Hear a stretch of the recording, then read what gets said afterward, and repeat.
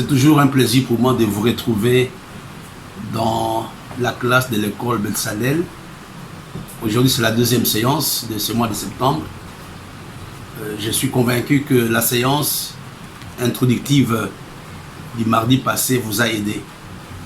J'ai pu avoir quelques observations, pas quelques observations, mais des appels de gens qui voulaient avoir des précisions.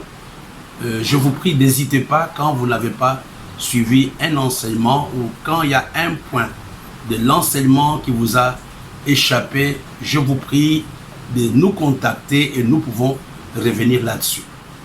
Donc, je voudrais répondre à la question qui m'a été posée, parce que n'oublions pas que le mardi passé, nous avons parlé des athlètes dans l'œuvre du Seigneur. Ça sera le même thème sur lequel nous allons travailler ce matin.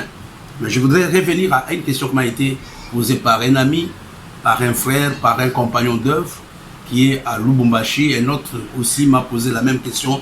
Lui, il est basé en France. Je reprends les textes que j'ai donnés le mardi passé dans le livre d'Ecclésiaste au chapitre 9. Au chapitre 9, nous avons parlé du verset 11. Je peux les lire pour la bonne audition. J'ai encore vu sous le soleil que la course n'est point aux agiles, ni la guerre aux vaillants, ni le pain aux sages, ni la richesse aux intelligents, ni la faveur aux savants, car tout dépend pour eux du temps et des circonstances. Eh bien, qu'est-ce que nous avons retenu? Nous avons vu que l'intelligence seule ne suffit pas. En fait, la pensée principale, c'est que Dieu veut nous montrer au travers de ce texte, c'est simplement le fait que les dons que nous avons, les talents que nous avons, les compétences que nous avons ne suffisent pas pour dire j'aurai la réussite ou la victoire dans la vie. Cela n'est pas suffisant. Mais la Bible nous dit ceci, car tout dépend pour eux des temps et des circonstances. Mais il y a des versions qui disent tout dépend des opportunités. Et je voudrais, par rapport à la question qui m'a été posée, c'est Dieu qui est le maître des temps et des circonstances. En fait, le succès d'un homme dépend essentiellement de Dieu. Alors ici, la parole de Dieu ajoute la notion d'opportunité. Voilà, je vais répondre à la préoccupation. Nous sommes en face des opportunités tous les jours. Tous les jours, l'homme est en face des opportunités. Qu'est-ce qui nous manque? C'est le discernement. Quand nous n'avons pas le discernement, quand nous ne sommes pas au courant que ça c'est Dieu qui est en train de me mettre sur le chemin de ma bénédiction, nous passerons à côté des opportunités. Et c'est la raison pour laquelle nous avons besoin de dépendre de Dieu dans tout ce que nous faisons. Parce que Dieu seul, il est le maître des temps et des circonstances. C'est lui qui te dira, c'est le moment d'agir ou ce n'est pas le moment d'agir. L'homme et toutes les situations que nous rencontrons dans la vie, qu'elles soient des circonstances positives, des circonstances négatives, sont des opportunités. Mais le véritable problème, c'est de savoir est-ce que c'est le moment d'agir ou ce n'est pas le moment d'agir. Quand il y a des opportunités, tu as besoin de la pensée de Dieu. Quand il y a des opportunités, tu as besoin de l'esprit de discernement. Parce qu'il y a de mauvaises opportunités, il y a tout comme il y a de bonnes opportunités. Regardez, Joseph était dans un cadre où, entre guillemets, il avait des opportunités d'être libre. La femme de Potiphar lui a dit, écoute, couche avec moi, tu seras libre. Donc Joseph pouvait profiter de cette situation, mais l'Esprit de Dieu qui était avec lui, lui avait tout simplement dit que c'était une mauvaise opportunité. L'Esprit de Dieu nous aide à sonder le temps. L'Esprit de Dieu nous aide à sonder les circonstances, savoir est-ce que c'est vraiment la volonté de Dieu ou ce n'est pas la volonté de Dieu. Il y a un témoignage que j'aimerais vous donner. Le témoignage du défunt Renard Bonke. Il était en train de prier. Ce témoignage se trouve dans son livre qu'il avait écrit, L'évangélisation par le feu. Il priait pour avoir de l'argent parce qu'il voulait organiser une grande croisade en Afrique. Et le jour passé, mais il n'y a personne qui avait réagi. Il n'y a personne qui l'avait appelé pour dire j'ai l'argent, etc. Mais qu'est-ce qui s'est passé? Un jour, je crois qu'il restait 2 ou 3 semaines et la pression du temps devenait de plus en plus forte. Et une dame l'a appelé en disant, monsieur le pasteur, j'ai ici l'argent, je n'ai pas le montant exact, c'était en tout cas en dollars, j'ai de l'argent, si tu peux passer, prendre cet argent pour pouvoir, parce que j'ai vu ton annonce, mais Dieu m'a mis à cœur de pouvoir te donner cet argent pour que tu puisses aller organiser la croisade ou la conférence en Afrique. Et il n'est pas parti prendre l'argent. Qu'est-ce qu'il avait fait? Il est entré dans sa chambre, il a prié. Il a commencé à dire à Dieu, Seigneur, c'est le moment, pas le moment, est-ce que Seigneur, je te dis merci pour le miracle que tu viens de faire. Mais quand il était en train de prier pour rendre des actions de grâce par rapport au coup de fil qu'il venait de recevoir. Mais quand il a prié, Dieu lui dit, ce n'est pas moi. Je ne suis pas derrière cet argent. Dès que tu prends cet argent, tu vas t'arrêter dans le ministère. Dès que tu prends cet argent, tu vas te lier. Il était dans le besoin. Il s'est un peu révolté, mais il a continué à prier. Je pense, il n'a pas pris l'argent. Mais une semaine après, une dame l'a appelé et ce que la dame lui proposait, c'était 10 fois supérieur à ce que la première dame avait proposé. Pourquoi? Il y avait une opportunité qu'il n'a pas saisie. Pourquoi il n'avait pas saisi l'opportunité? Parce que ce n'était pas la volonté de Dieu. Ce qui nous aide à bien marcher devant les opportunités, devant les circonstances, c'est le discernement de Dieu.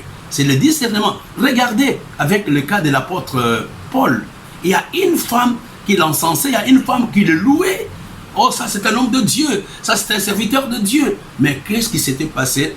L'Esprit de Dieu qui était avec Paul savait que ce n'était pas l'Esprit de Dieu. Il va dire à la femme, arrière de moi, l'esprit de Python, il a chassé. Le même cas avec le Seigneur qui avait besoin d'un encouragement. Pierre est arrivé, lui dit, écoute, il ne faut pas que tu montes à Jérusalem, il ne faut pas que tu meurs pour le moment, etc. Mais Jésus avait traité de Pierre, arrière de moi, de Satan. Pourquoi? Parce que la pensée qui était avec cette femme n'était pas la pensée de Dieu. Pour revenir, notre succès ne dépend pas de l'intelligence, ne dépend pas de la sagesse, mais notre succès en partie dépend des opportunités. C'est Dieu qui donne des opportunités et nous devons dépendre pleinement et totalement de Dieu pour que nous puissions savoir si la situation dans laquelle je me trouve vient de Dieu ou ne vient pas de Dieu. J'ai eu moi-même des cas comme ça, je ne peux pas énumérer, où quelqu'un m'a proposé des choses, où quelqu'un m'a invité, mais l'Esprit de Dieu me dit ne pars pas. Il y a une année, j'étais invité dans un grand mariage, je devrais aller bénir le mariage, c'était extraordinaire. On m'a proposé, viens, tu vas bénir le mariage, il y aura des autorités, etc., etc. Je ne peux pas vous dire dans quel pays, mais quand j'ai prié, j'ai appelé la personne qui m'avait mis en contact avec le marié en disant je ne peux pas aller bénir ce mariage parce que Dieu ne veut pas que j'y aille. Et la personne était fâchée. Je lui ai dit que non, je ne peux pas y aller. Dieu m'a demandé de ne pas partir. Heureusement que l'organisateur même de ce mariage était aussi un homme de Dieu respectable. Je l'ai appelé, je lui ai dit je ne peux pas venir. Il m'a dit Dieu m'a parlé de cela. Et vous comprenez, c'est toujours important. On ne doit pas se précipiter. Nous ne devons pas nous précipiter devant certaines opportunités. Nous devons avoir l'esprit de discernement. L'esprit de discernement fait partie de la règle aussi des athlètes. L'esprit de discernement fait partie de la règle des athlètes. Et quand tu n'as pas l'esprit de discernement, tu vas te détruire. Là, je réponds à mon frère et ami qui m'a posé la question hier, qui m'a posé la question le mardi par rapport à l'enseignement qui avait été posé. Que Dieu vous bénisse. Nous revenons à notre enseignement de ce matin. Nous allons continuer avec le même thème, les athlètes dans l'œuvre du Seigneur. Il y a un texte sur lequel nous sommes appuyés dans le livre de 2 Timothée, si vous vous rappelez encore, 2 Timothée chapitre 2, on peut lire à partir du verset 3 jusqu'au verset 5. La parole de Dieu nous dit, souffre avec moi comme un bon soldat de Jésus-Christ. Il n'est pas bon de soldat qui s'embarrasse des affaires de la vie, s'il veut plaire à celui qui l'a enrôlé. Et l'athlète n'est pas couronné s'il n'a pas combattu suivant les règles. Il y a des choses à dire, mes bien-aimés. D'abord, je voudrais dire ce que j'ai dit, je pense, le mardi. Chaque humain, chaque être humain a un don. Chaque être humain a un talent. Chaque être humain a une aptitude ou a des compétences. Mais le don et le talent doivent être fructifiés, doivent être développés. Donc quand tu as un don, quand tu as un talent, tu dois prier pour que Dieu te fasse la grâce de fructifier ou de développer les dons que tu as reçus de la part de Dieu. Mais en dehors de ce développement, tu as besoin de connaître les règles de la course. Je parlais avec un ami, je pense hier ou avant-hier, je ne me rappelle plus, quand nous prenons le cas de Samson. Samson était un homme, je trouverai les textes, je vais vous les donner. N'oublions pas, 2 Corinthiens chapitre 6, verset 14. Voilà. D'abord, regardez ça. 2 Corinthiens 6, verset 14. Ne perdez pas la page. Et allons dans les livres de Juges, chapitre 14. C'est là on parle de Samson. Je vais seulement juste faire un petit break et je vais revenir à mon message. Juges, chapitre 14. C'est là on parle de Samson.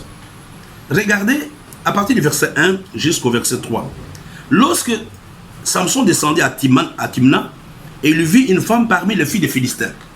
Lorsqu'il fut remonté, il le déclara à son père et à sa mère et dit, j'ai vu à Timna une femme parmi les filles des Philistins. Prenez-la maintenant pour ma femme. Son père et sa mère lui dirent, n'y a-t-il point de femmes parmi les filles de tes frères et dans tout notre peuple que tu ailles prendre une femme chez les Philistins qui sont incirconcis. Retenez ça. Revenons au texte que je vous ai donné tout à l'heure dans le livre de 2 Corinthiens chapitre 6 verset 14. Ne vous mettez pas avec les infidèles sous un joug étranger. Car quel rapport y a-t-il entre la justice et l'iniquité, ou qu'y a-t-il de commun entre la lumière et les ténèbres? Écoutez frères et sœurs, j'étais en train de vous dire que les athlètes doivent respecter leurs règles. Si je reviens à l'histoire de Samson, qui était aussi un athlète dans la vie du Seigneur, Samson n'a pas cherché l'onction. Samson est né avec l'onction. Samson était fort. Mais quel était le véritable problème de Samson? Qu'est-ce qui a amené la déchéance de Samson? Il y a beaucoup de choses à dire. Mais parmi les choses, la chose la plus importante, je l'ai dit à un pasteur hier, parmi les choses les plus importantes que Samson a pu violer, il a violé la règle. Quelle était la règle? Samson, les gens parlent de sa fornication, son infidélité. Le problème n'a pas commencé là. Le problème a commencé quand Samson a aimé une femme parmi les Philistins. Lui, en tant que juge d'Israël, c'est la raison pour laquelle la Bible nous dit quel rapport y a-t-il entre vous et les circoncis. Quand il a violé cette règle-là, il ne devait pas aimer une femme parmi les Philistins. C'était une règle que Dieu avait établie. Lui ne devait pas aimer cette femme. Mais il va dire quand même à son papa, cherchez-moi, d'ailleurs je l'aime. Il a violé la règle et la violation de cette règle a entraîné tous les différents problèmes que Samson a connus dans sa vie. Et vous comprenez, c'est très important quand nous sommes les athlètes dans le champ du Seigneur de connaître les règles de la course. Et quand on ne connaît pas les règles de la course, on s'expose. Si Samson, écoutez, l'onction qu'il avait ne l'avait pas protégé. Il était un homme plein d'onction. Il avait la force. Il avait le charisme. Mais qu'est-ce qu'il avait disqualifié? Il avait violé la règle. Il avait violé la règle. J'aimerais que Dieu nous aide à faire attention aux règles qu'il établit dans nos vies. Le mardi, j'ai parlé des choses qu'on ne doit pas citer parmi les hommes, parmi les athlètes. J'avais parlé de la négligence. J'avais parlé de la paresse, j'avais parlé de la mollesse et j'ai parlé de la nonchalance. Ce sont des choses qui ne doivent pas être dans la vie des hommes et des femmes qui veulent réellement avoir la victoire. Je vais ajouter à cela quelques éléments. Je vais ajouter 11 éléments que nous devons à tout prix combattre. Des choses qui peuvent nous disqualifier. Nous sommes en train de parler des athlètes dans la vie, dans l'œuvre du Seigneur. Et quels sont les autres éléments? Hier, j'ai donné 4, mais aujourd'hui, je vous en donne 11. Je les énumère pour aller rapidement. La première chose, un homme qui doit réussir doit inviter l'indiscipline. L'indiscipline est contre la règle de la réussite. Non seulement l'indiscipline, la deuxième, appelez cela les 10 I de la disqualification. Les 10 I de la disqualification. Ou les 10 I qui peuvent détruire un homme qui est dans la course. Il y a d'abord, j'énumère simplement, on aura l'occasion d'en parler parce que nous avons encore toute une classe. Il y a d'abord l'indiscipline. La deuxième chose, l'infidélité. La troisième, l'inconstance. Quatrième, l'inactivité. Nous avons parlé de la paresse. L'inactivité. Cinquième, l'indifférence. Sixième, l'indiscrétion. Samson a été indiscret. Il n'a pas caché le secret de sa force. Septième, l'ingratitude. Huitième, les sentiments d'indignité. Neuvième, l'incompétence. Dixième, l'ingérence. Nous voyons les cas de Saül. Lui ne devrait pas, donc, devant la pression des gens, il ne devrait pas offrir des sacrifices. Mais il est entré dans le champ du prophète. Et le prophète lui dit que tu es insensé, aujourd'hui tu perds la royauté. L'ingérence, et je termine avec le dernier, l'insouciance. Il y a les 11 I par lesquels le diable passe pour arrêter les athlètes qui sont dans la vie du Seigneur. Je voudrais, si nous allons parler aujourd'hui, mais nous allons continuer le samedi, il y a 12 pièges que nous devons connaître. Les 12 pièges auxquels chaque athlète est confronté. Et tu dois connaître, l'apôtre Paul en parle, que celui qui veut courir ne doit pas s'embarrasser des affaires de la vie. Il y a 12 pièges que le diable tend devant les athlètes, devant les serviteurs de Dieu, devant les chrétiens. Le premier piège, et ça c'est même dans la vie de tous les jours, être préoccupé seulement par son intérêt. Le premier piège. Un homme qui ne regarde qu'à son intérêt est un homme tôt ou tard qui va être détruit. Même dans nos pays, pourquoi nos pays ne se développent pas? Parce que les gens regardent très peu à l'intérêt du plus grand nombre, les gens regardent à leur propre intérêt. Le premier piège, être préoccupé par son propre intérêt. Que Dieu t'aide à regarder aussi aux intérêts des autres. Le deuxième piège, vouloir plaire à tout le monde. Un athlète qui veut plaire à tout le monde. Je prends quelqu'un qui est en train de courir sur une piste et les gens l'applaudissent. Ah, tu es puissant, il salue. Et quand tu veux plaire à tout le monde, j'aimerais te dire que tu n'es pas un bon leader. Je n'ai pas dit qu'il faut créer des points avec les gens, mais tu es incapable de plaire à tout le monde. Le deuxième piège dans lequel nous tombons, c'est chercher l'approbation de tout le monde. C'est chercher à plaire à tout le monde. Ça, c'est le deuxième piège qui est très dangereux. Le troisième piège que tu dois éviter, c'est avoir peur des aînés. Non, mes bien-aimés, quand Paul a été établi, il a cherché les colonnes. Tu dois chercher les gens qui ont commencé la course avant toi. Les gens qui courent sur la même piste rencontrent le même obstacles. Tu n'as pas à dire non, je commence mon ministère seul, je n'ai pas besoin. Il y a des gens qui ont commencé le ministère avant toi. Ce que tu es en train de faire aujourd'hui, il y a des gens qui ont fait cela avant toi. Ils peuvent t'aider. Ils peuvent te dire voilà le secret de la course. N'aie pas peur des gens qui ont commencé avant toi. N'aie pas peur de les consulter. Tu ne perds rien. Avoir peur des aînés est un piège dans lequel le diable nous maintient. Le quatrième piège, c'est penser que vous pouvez tout connaître. Non, mes bien-aimés, personne ne connaît tout. Et souvent, le diable te met dans la pression. Et dans cette pression, tu n'as plus besoin de demander conseil à quelqu'un. Non, c'est un piège. Tu ne peux pas tout connaître. Quel que soit le temps dans le ministère, quelle que soit l'onction dans le ministère, il y a des choses que tu ne peux pas connaître. Mais le piège, c'est t'amener à croire que tu connais tout. Non, mon frère. Et le cinquième piège, pensez que vous n'avez plus besoin d'apprendre. C'est un autre piège. Il y a des gens, quand ils sont dans le ministère ou dans n'importe quel domaine, ils pensent qu'ils n'ont plus besoin d'apprendre. C'est chaque jour qu'on apprend. C'est chaque jour qu'on apprend.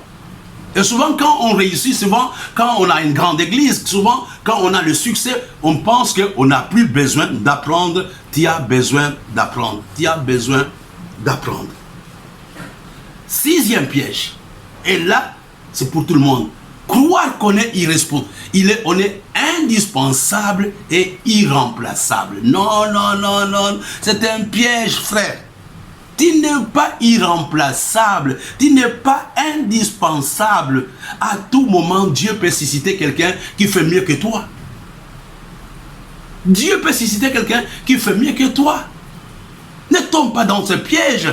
Protège-toi. Tu n'es pas irremplaçable. C'est vrai, tu peux aujourd'hui peut-être menacer l'église ou tu peux menacer l'entreprise, mais Dieu c'est son œuvre. Dieu prépare quelqu'un qui fera mieux que toi.